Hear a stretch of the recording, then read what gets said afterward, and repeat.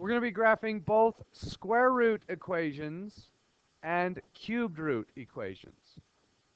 Okay? Cubed root.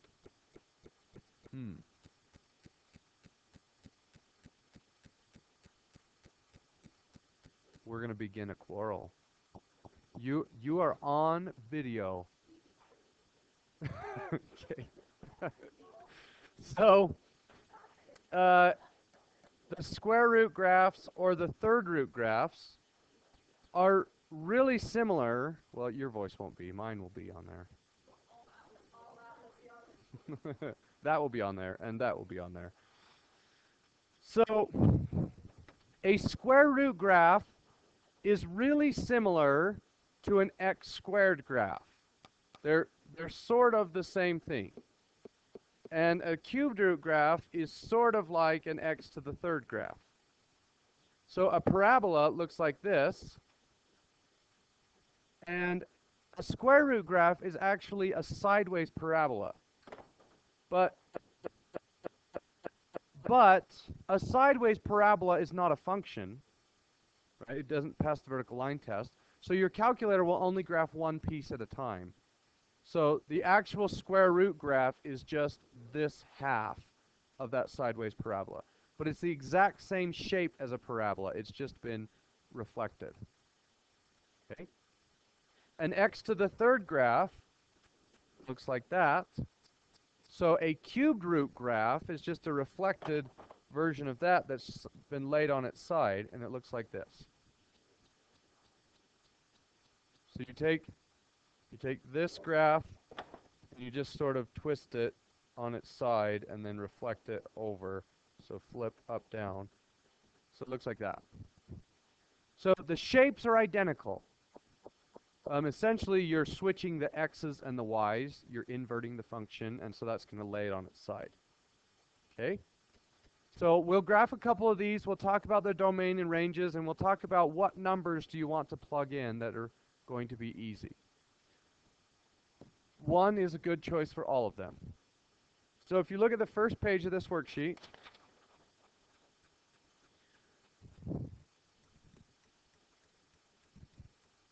how come I started my x's at 0? Why didn't I start at like -5? You can't use -5. If you plug -5 into a square root graph, you're going to get I, and you can't graph I on the real number line. A big ha-ha. A brouhaha. So, why did I pick 1 and 4 and 9? Those are perfect squares. So the y values are going to be 0, 1, 2, and 3. And if you graph all those points, it's going to look like this.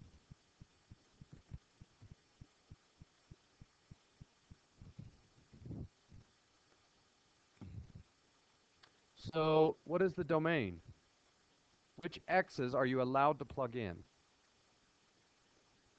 From 0 to infinity, so 0 to infinity. Which y values come out when you plug in those numbers? Also 0 to infinity.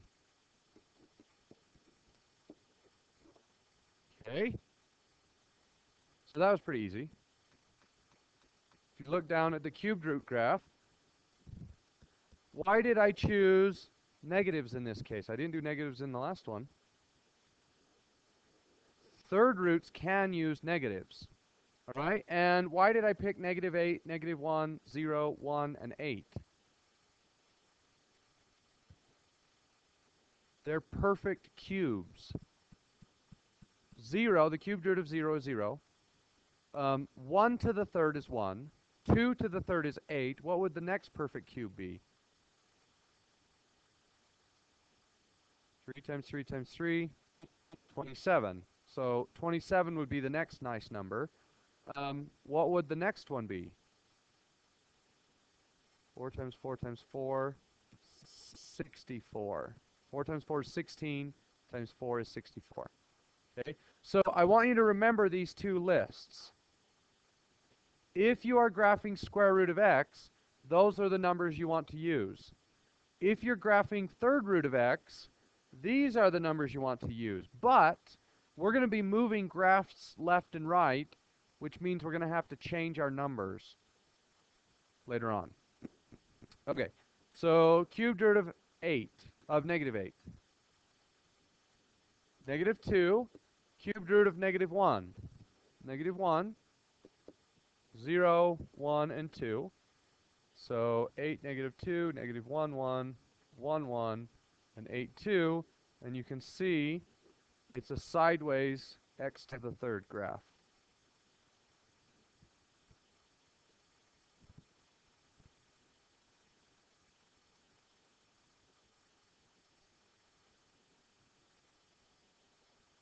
Just today. All right, what is the domain of this graph? You could say negative infinity to infinity, or if you're lazy like me, all real numbers. What is the range?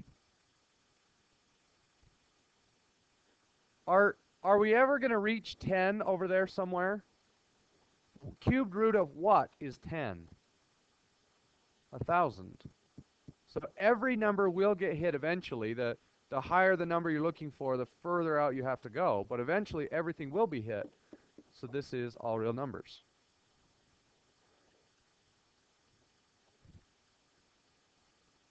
All right, turn the page.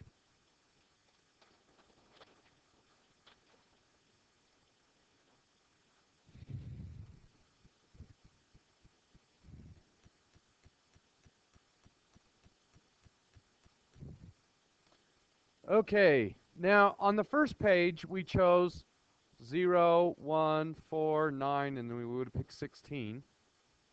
I didn't pick those numbers here.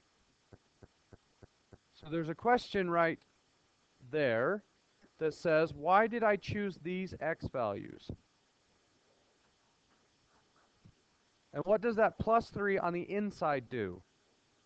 It moves it to the left 3. So my original set of numbers that works really nicely is no longer going to work nicely. If I plug in 0, 0 plus 3 is the square root of 3, which is like 1.7. I don't want to graph 1.7.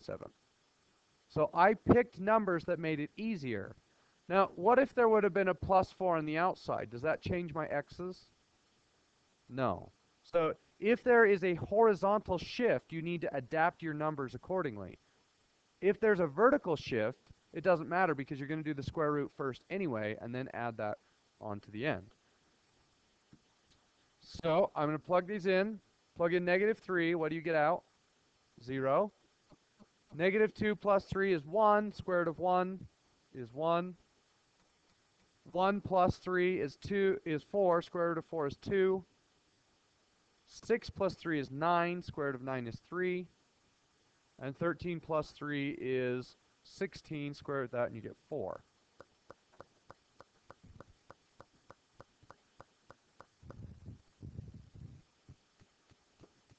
So if I graph those, negative 3, 0. Negative 2, 1. 1, 2. 6, 3. And then there's one that doesn't fit on the paper. Like that. Does everybody understand why I moved my X list? Okay. What is the domain of this graph? Negative 3 to infinity. Good. And the range? 0 to infinity. And I chose these X values because I shifted left 3 units. Why is this domain different from the domain in the original? Because it's the same answer. It's shifted 3 spots, as you say, 3 spots to the left. Okay. Next one. Normally, on an x cubed graph, I want to graph negative 8, negative 1, 0, 1, and 8. Why do the x values in that table of values not match up with those numbers I like? Because there's an x minus 4 inside, which shifts it to the right 4. So basically, you add 4 to all of those, and then you have the easy numbers again. Could you plug in negative 8, negative 1, 0, 1, and 8? Yes, you could, but then you'll end up graphing decimals, which is not what you want to do. So if I plug these in, negative 4 minus 4 is negative 8, cubed root is negative 2. 3 minus 4 is negative 1, cubed root is negative 1. 4 minus 4 is 0. 5 minus 4 is 1.